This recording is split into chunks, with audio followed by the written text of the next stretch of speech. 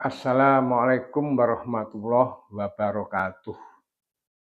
Rahayu. Mugi tansah pinaringan kabagas warasan sekawitngan sedayanipun.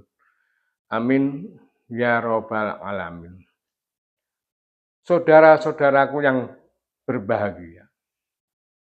Kali ini kami akan meneruskan yang terdapat di falsafah butir-butir budaya Jawa. Di dalam butir-butir budaya Jawa tertulis bahwa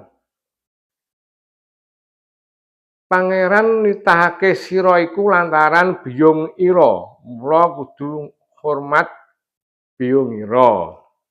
Atau Tuhan menciptakan engkau itu melalui ibumu, oleh karena itu hormatilah ibumu. Itu banyak sekali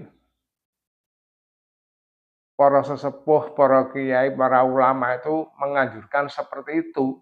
Karena di dalam kitab Al-Quran juga ada yang tertulis seperti itu. Mungkin saudara-saudara kaum muslimin sudah paham dan sudah tahu di dalam ayat-ayat Al-Quran. Sampai-sampai surga itu di bawah telapak kaki ibu. Berarti di bawah telapak kaki ibu. Bahagiakanlah dia. Hormatilah dia. Karena telapak kaki di bawah berarti kita itu harus patuh kepada kedua orang tua kita. Dan saya memastikan bahwa seseorang atau anak yang berbakti menghormati kepada kedua orang tuanya itu hidupnya bahagia, penuh berkah. Rawatlah dia seperti merawat dirimu sejak kecil itu. Kasih ibu sepanjang jalan. Ada pepatah juga seperti itu. Jadi jelas apa yang dikatakan sesepuh, para kiai, para ulama itu mengatakan itu benar. Itu saya hanya bisa menafsirkan seperti itu. Jadi jangan sampai kita itu menyakiti hatinya. Biarpun kedua orang tua kita itu sudah memaafkannya, kita harus berbakti saja. Terus dalam butir-butir budaya Jawa tertulis sing bisa dadi utusan pangeran iku ora mung jalma manungsa wae. Yang dapat menjadi utusan Tuhan itu bukan hanya manusia. Seperti video yang kemarin pernah saya uraikan bahwa manusia terdiri dari 3 unsur. Mengapa? Saya ulangi lagi. Badan wadak, jasmani atau ada lagi rohani atau roh atau badan halus, orang lain mengatakan jiwa, dan ada sang alus. Sang alus adalah pancaran dari Allah Subhanahu wa taala, atau orang Jawa mengatakan purusa itu adalah cahaya dari Iswara.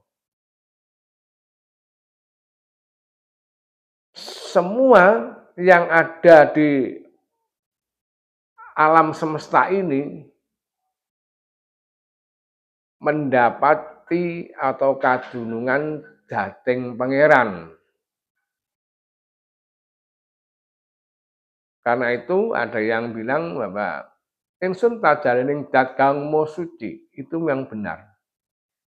Di dalam diri kita terdapat adalah bayangan atau fotokopi pangeran atau Allah Subhanahu wa taala.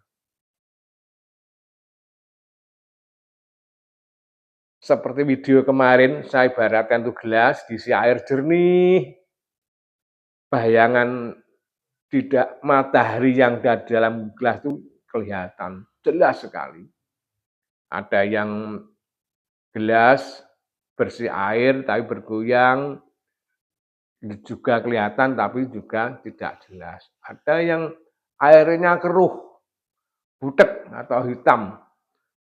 Di situ juga terdapat sebenarnya bayangan matahari atau sang halus itu dalam gelas itu, tapi tidak kelihatan. Itu berlaku pada semua makhluk hidup, tumbuh-tumbuhan, hewan, manusia,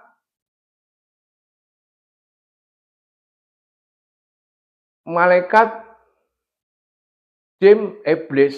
Pernah yang katakan itu bahwa semua itu dijumenengi sang halus itu. Karena dia bisa hidup dan bergerak kadungan sang maha urip. Nah,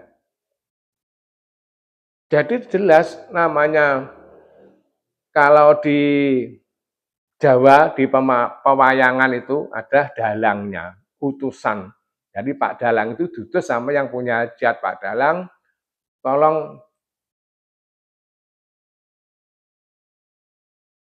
ceritakan Semar bangun kayangan atau Wahyu Cakraningrat itu. Nah, dalang itu ada utusan. Jadi utusan itu adalah di dalam diri kita ini. Namanya utusan. Jadi di dalam butir-butir budaya Jawa itu utusan itu ora mung manungsa wae. Berarti komplek semua yang dijumenengi tajalin dat Kang Maha Kuwasa itu adalah utusan. Karena apa? Dia hidup.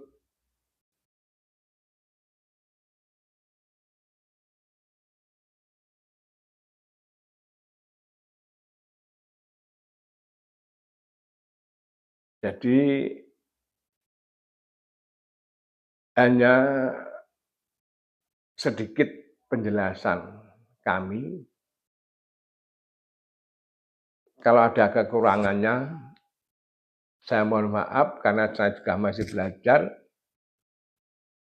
Mohon kritik bijak dan saran di komentar. Wassalamualaikum warahmatullahi wabarakatuh. Rahayu.